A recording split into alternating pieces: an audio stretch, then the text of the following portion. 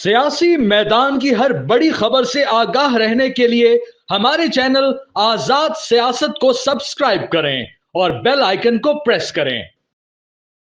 अस्सलाम वालेकुम नाजरीन, आप देख रहे हैं आज़ाद कास्ट और मैं हूं नौशीन तारिक। नाजरीन, अमरीकी सरमायाकार जेंट्री बीच की पाकिस्तान आमद और उनकी गुफ्तगू ने कुछ नई क्यासराइयों को जन्म दिया है।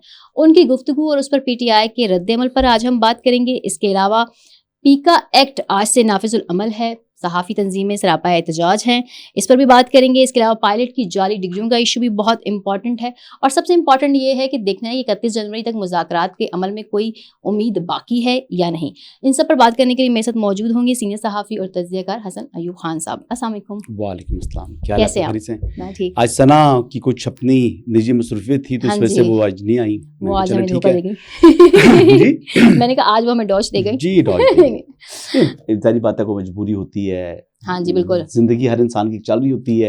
लोग तो समझते हैं कि जो मीडिया पर आगे कैमरों के आगे ही बैठे हुए हैं, लेकिन इसके अलावा भी बड़ी जिम्मेदारियां होती हैं, बड़ी जिम्मेदारी होती है और लाइफ एक बड़ी। अच्छा ये बताएं कि ये जो हम अमरीकी सरमायाकार जेंट्री बीच है, उनकी गुफ्तगू यकीनन आपने भी सुनी होगी, मैं भी अभी उनको ही देख रही थी। उन्होंने कुछ अच्छी बड़ी मस्बत भी बातें की हैं, लेकिन खासकर रिचर्ड गर्नेल के हवाले से जो उन्होंने एक बयान दिया है कि उनकी पाकिस्तान के हवाले से अंडरस्टैंडिंग अब बेहतर हो गई है, तो पहले उनकी अंडरस्टैंडिंग ठीक नहीं थी क्या? देखिए, पहले तो बताऊं कि जेंट्री बीच का आना ज़ाहिर बात है, वो अकेले नहीं आए, बल्कि वो बिजनेसमैन का एक जो है डेलीगेशन पाकिस्तान आया है। प्राइवेट विजिट है उनका, लेकिन प्राइवेट विजिट ज़रूर है, लेकिन अमेरिका के जो बिजनेसमैन हैं उनका पाकिस्तान के अंदर सरमायाकारी के अंदर इंटरेस्ट जाहिर करना, ये एक बड़ी सक्सेस है।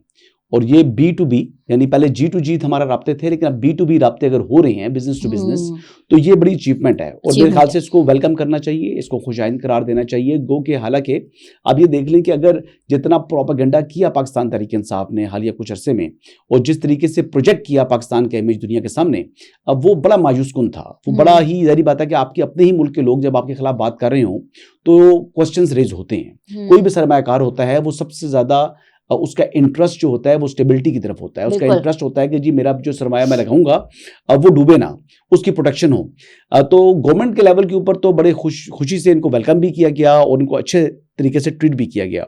अब ये देख लें कि लेकिन जो जेंट्री बीच की कल गुफ्तगू हुई, मुझे भी उसमें जो थी दावत थी, लेकिन अनफॉर्चुनेटली मेरी कुछ अपनी ऐसी रीजंस थी जिस वजह से मैं नहीं जा सका। कोई कमिटमेंट थी मेरी फैमिली की तरफ, और कुछ बीमार हैं मेरी फैमिली में को मेरे, तो उनको लुक आफ्टर करना भी होता है, उनको भी देखना है। He is hospitalise.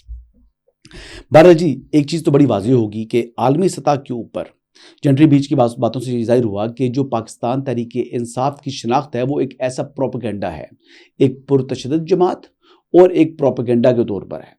अब जेंट्री बीच ने जिस तरह कहा कि रिचर्ड गर्नेल को शायद जो लॉबिस्ट थे और उनको जो इमरान खान का और पीटीआई से मुतल्लिक कोई AI कंटेंट दिखाया गया, डीप फेक को का जिक्र किया, तो जिस वजह से उन्होंने उनकी ये राय बनी और तभी उन्होंने वो ट्वीट्स भी किए। लेकिन उन्होंने कहा कि अब उनकी बात हुई है तो उनकी राय बदल चुकी है।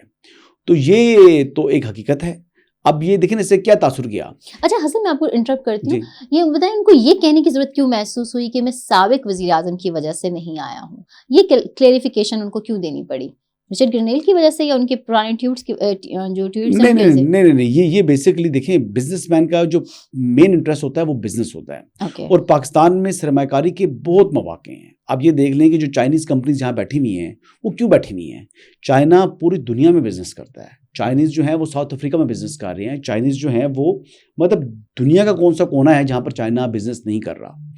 पूरी मार्केट को, दुनिया की वर्ल्ड मार्केट को उन्होंने कैप्चर किया हुआ है। उनकी कंस्ट्रक्शन कंपनीज जो हैं वो हर जगह गई हुई हैं। तो देखें ना, पाकिस्तान के अंदर आपके कितने मंसूबे हैं, जितने पावर सेक्टर के मंसूबे हैं, चाहे कोई भी मंसूबे हैं, कोई रोड के हैं, कोई गवादर है, हर जगह चाइना पहुंचा हुआ है। तो पाकिस्तान के अंदर एक बड़ी ही बेहतरीन किस्म की जो इन्वेस्टमेंट अपॉर्चुनिटीज़ हैं।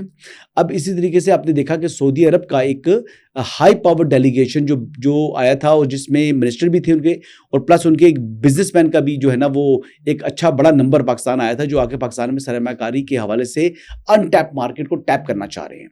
तो पाकिस्तान के अंदर इसी तरह जो अभी जेंट्री बीच है, ये भी पाकिस्तान अपने जो है वो डेलीगेशन के साथ पाकिस्तान आए हैं और यहाँ पर वो एक्सप्लोर कर रहे हैं कि कहाँ वो अपनी इन्वेस्टमेंट्स कर सकते हैं और कहाँ से वो अपना प्रॉफिट جو ہے وہ کما سکتے ہیں. اس سے 2 فائدے ہوں گے. ایک تو ان کو پروفٹ ملے گا, دوسرا پاکستان کے اندر ڈیولپمنٹ یا پاکستان کے اندر بھی جاب اپرچونٹیز آتی ہیں. تو لہٰذا پاکستان کے لیے تو یہ ون ون ہے, لیکن ان لوگوں کے لیے یہ کمپلیٹلی ڈیفیٹ ہے جو پاکستان کے امیج کو ایک پرتشدد ملک کے طور پر یا ایک غیر جمہوری ملک کے طور کے اوپر پروجیکٹ کر رہے تھے. ان کو مایوسی ہوگی. اور میں بات کروں تحریک انصاف والوں کے حوالے سے, تحریک انصاف کی اس سے بڑی کیا ناکامی ہوگی کہ وہ پاکستان کو یعنی ایک پاکستان کا برا چہرہ دنیا کے سامنے پیش کر رہے تھے, لیکن دنیا نے ان کی جو اس سازش کو جو ہے مسترد کرتے ہوئے وہاں سے امریکہ سے ہی پریزیڈنٹ ٹرمپ کے قریبی جو ہے یہ ساتھی ہیں جو جنٹری بیچ ہیں, یہ پاکستان آئے ہیں اور وہاں پر پریزیڈنٹ ٹرمپ کے کیمپ کے اندر اچھا انفلوئنس رکھتے ہیں یہ, اور جو پریزیڈنٹ ٹرمپ کے جو بیٹے ہیں ان کے ساتھ ان کا اچھا قریبی تعلق ہے. تو اس لیول کا آدمی جب پاکستان آ رہا ہے اور ڈیلیگیشن کو ہیڈ کر رہا ہے اور پھر یہاں پر آ کر پریس کانفرنس کر رہا ہے, پھر میں نے دیکھا کچھ لوگوں نے یعنی یو ایس ایمبیسی کو ای میلز کی کہ جناب کیا آفیشیل کیپیسٹی میں ہے یا نہیں, تو وہ بندہ خود کہہ رہا ہے کہ میں پرائیویٹلی آ رہا ہوں. جب اس نے خود کہا میں پرائیویٹلی آ رہا ہوں تو پتہ نہیں کیا چیز یہ ظاہر کرنا چاہ رہی ہیں. انہوں نے یہ تسلیم کیا کہ یہ ہمارے ملک کا ایک اچھا بزنس مین ہے اور ایک ہمارا بزنس مینس کا ڈیلیگیشن ہے جو پاکستان آیا ہے. یہ ان کا پرائیویٹ وزٹ ہے, بالکل پرائیویٹ وزٹ ہے. پرائم منسٹر نے ان کو ویلکم کیا, اچھا کیا. یہ بتا رہا ہے کہ پاکستان سنجیدہ ہے, پاکستان میں ان کو کاروبار کو تحفظ حاصل ہوگا, اور یہ بہت اچھا اقدام ہے حکومت پاکستان کا. اور اسی طریقے سے آپ جو ہے وہ سیاست سے کوئی تعلق اسی طریقے سے آپ جو ہے وہ سرمایہ کاری کو اٹریکٹ کرتے ہیں. یہ ہر ملک کی خواہش ہوتی ہے کہ اس کے ملک کے اندر سرمایہ کاری ہو, اور پاکستان کی بھی خواہش ہے چاہے امریکنز آ کر کریں, بلکہ میں تو کہتا ہوں پوری دنیا کے پاکستان میں سرمایہ کاری کریں. پاکستان کی تو ضرورت بھی ہے, پاکستان کی ضرورت ہے جی. جتنے زیادہ لوگ آئیں گے, جتنے زیادہ لوگ انٹرسٹ کریں گے, اتنے اچھا جو ہے وہ ایک کمپٹیشن ہوگا. دیکھیں دنیا کی کمپنیز آتی ہیں پاکستان میں کسی پروجیکٹ کے لیے اور وہ آپس میں کمپٹیشن میں آتی ہیں, تو اس کا فائدہ پاکستان کو ہے نا. بالکل. اس کا مطلب یہ ہے کہ پھر باقی ممالک جن کا انٹرسٹ نہیں ہے وہ دیکھ رہے ہیں کہ امریکنز آ رہے ہیں تو وہ بھی آئیں گے. ہو سکتا ہے برطانیہ آ جائے, ہو سکتا ہے اٹالین آ جائیں, ہو سکتا ہے جرمنز آ جائیں. تو اس طرح آہستہ آہستہ یہ پاکستان کا ایک اچھا امیج جا رہا ہے. دیکھیں نا ایس سی او ہوئی, اب ایس سی او کا جب کامیاب انعقاد کیا تو اٹ شوز, اٹ ریفلیکٹس کہ پاکستان ایک محفوظ ملک ہے. جب پاکستان 40% آف ورلڈ لیڈرز کو 40% جو پاپولیشن کے جو ورلڈ لیڈرز ہیں ان کو آپ ہوسٹ کر رہے ہیں, تو یہ کوئی چھوٹی چیز نہیں تھی. تو پاکستان اللہ کا شکر ہے جی, ایک اچھی سمت اس کی ہو چکی ہے, اور آنے والے دنوں میں مزید جو ہے حالات بہتری کی جو ہے وہ نوید سنا رہے ہیں. اس ڈیلیگیشن کی ایک انڈیکیشن ہے کہ آنے والے دنوں میں اور بھی غیر ملکی سرمایہ کار پاکستان میں آ کے سرمایہ کاری کریں گے. پاکستان کی معیشت کے لیے بڑا مثبت ہے جناب یہ. اچھا یہ بتائیں کہ جو پائلٹ کی جعلی ڈگریوں کے حوالے سے جو ایشو ہے, یہ میرا خیال سے سابق گورنمنٹ میں بھی اٹھایا گیا تھا, کیا اس کی ڈیٹیلز ہیں؟ یہ بیسکلی جعلی ڈگریوں کا ایشو یہ تھا کہ اس میں جب غلام سرور خان صاحب جو ایویشن منسٹر تھے, انہوں نے یہ کہا جی کہ ہمارے جو ہے پتہ نہیں کتنے جو پائلٹس ہیں ان کی ڈگریز جعلی ہیں.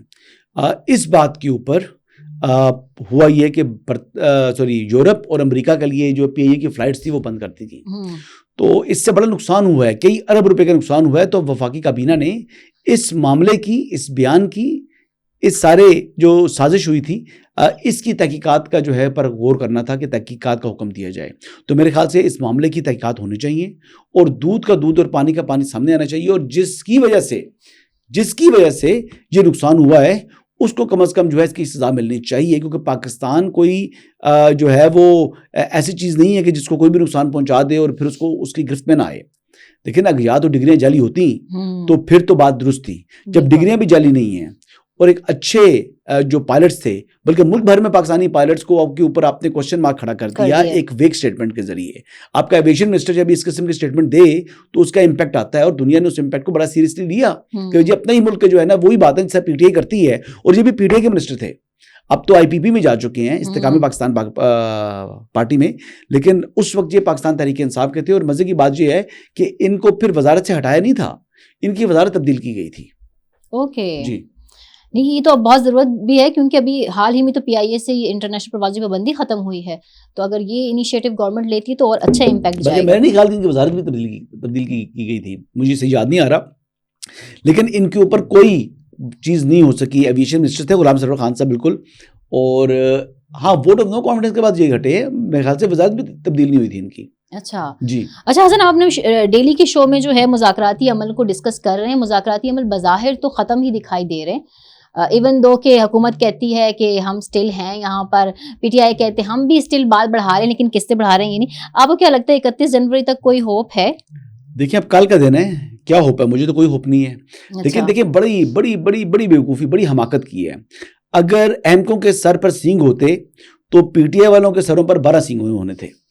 میں سیریس بتا رہا ہوں. دیکھو بات یہ ہے کہ اگر پی ٹی آئی والے آ جاتے, مذاکرات میں بیٹھ جاتے اور یہ دیکھتے کہ جو ان کے مطالبات ہیں, 2 ہی مطالبات تھے نا, اس پر حکومت نے کیا کچھ ان کو پیش کیا ہے, کیا وہ مسترد کر دی ہیں, ان کے منہ سے کہلواتے نا کہ جی ہم آپ کے مطالبات تسلیم نہیں کرتے.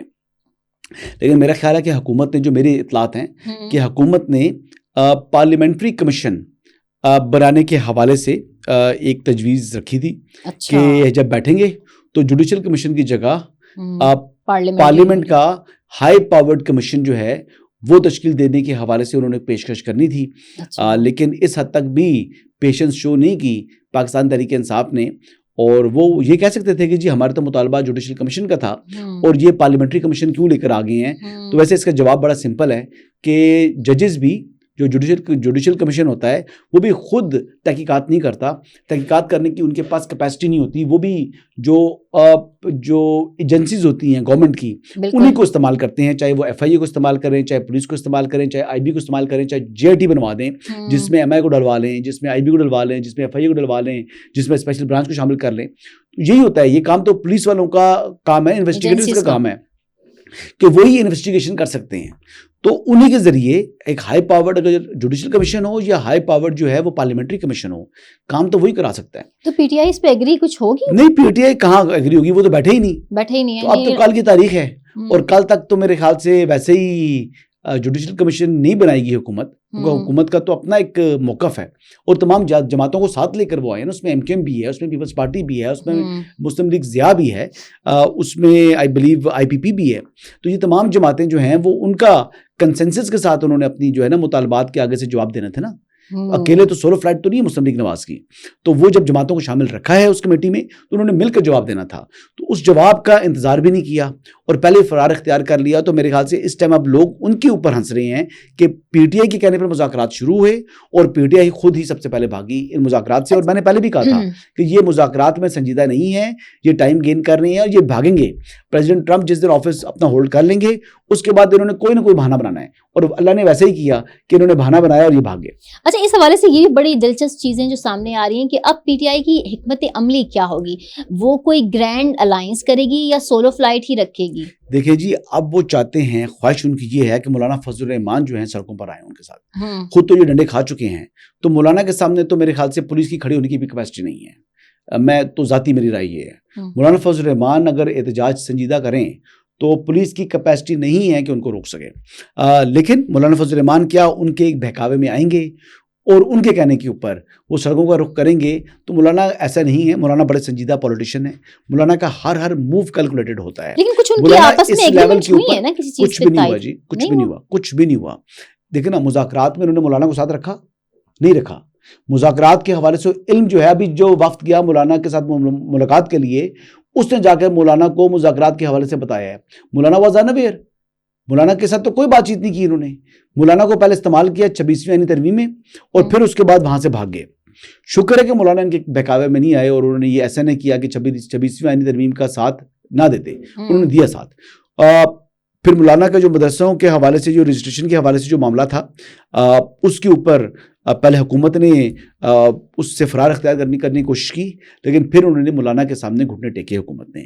تو مولانا ایک ایسے پولیٹیشین ہے جن کے ساتھ ورکنگ ریلیشن جو ہے وہ حکومت کبھی بھی خراب نہیں کرے گی, چاہے وہ اپوزیشن میں بیٹھیں. اور مولانا جو ہیں وہ بڑے ہیں, ایک بڑے پولیٹیشین ہیں, اور مولانا کو استعمال کرنے کی جو خواہش ہے پاکستان تحریک انصاف کی, یہ خواہش ہی رہے گی. مولانا استعمال نہیں ہوں گے, اگر استعمال کرنے کی بھی نوبت آئی تو مولانا ان کو استعمال کر لیں گے. اچھا, یعنی سولو فلائٹ پہ ہی جائیں گے, جانا پڑے گا جی. ابھی تو وہ چاہ رہے ہیں کہ مولانا کو استعمال کریں, لیکن مولانا کو استعمال کہاں ہوں گے مولانا جی, کبھی استعمال نہیں ہوتے ان کے. اچھا حسن, یہ بتائیں, آج سے پی کا ایکٹ جو ہے وہ نافذ العمل ہے. اس میں امپورٹنٹ چیز میری نالج میں اضافہ کریں کہ پیپلز پارٹی بھی اس کی توسیع کرنے میں ظاہر ہے آصف زرداری صاحب نے اس کو کیا ہے. بغیر دیکھے نہیں, لیکن شیری رحمان کہہ رہی ہیں اس میں ہم ترمیم بھی لائیں گے. لا سکتے ہیں, قانون کون سی چیز ہے جس میں وہ ترمیم لانا چاہتے ہیں؟ یہ جب ترمیم سامنے لے کر آئیں گے تب پتہ لگے گا نا دیکھیں یہی وہ باتیں ہیں. اس میں صحافیوں کے جو تحفظات ہیں ان کو کور کیا جائے گا یا اس کا کوئی سولوشن لایا جائے گا؟ کرنا چاہیے. دیکھیں جی جتنی بھی ہماری جرنلسٹ باڈیز ہیں, چاہے پی ایف یو جے بالخصوص, پی بی اے تو ہے چلو وہ مالکان کی ہے, جو پی ایف یو جے ہے, پی ایف یو جے کے ساتھ انٹریکشن کر کے ان کے ساتھ ایک ورکنگ کر کے جو بھی اس میں بہتری لائی جا سکتی ہے لانی چاہیے. قوانین میں ہمیشہ بہتری کی گنجائش ہوتی ہے, چاہے کل ہی کیوں نہ بناؤ, ہمیشہ ہر قانون میں بہتری کی گنجائش موجود ہوتی ہے. اسی لیے ایک پروسیس ہے.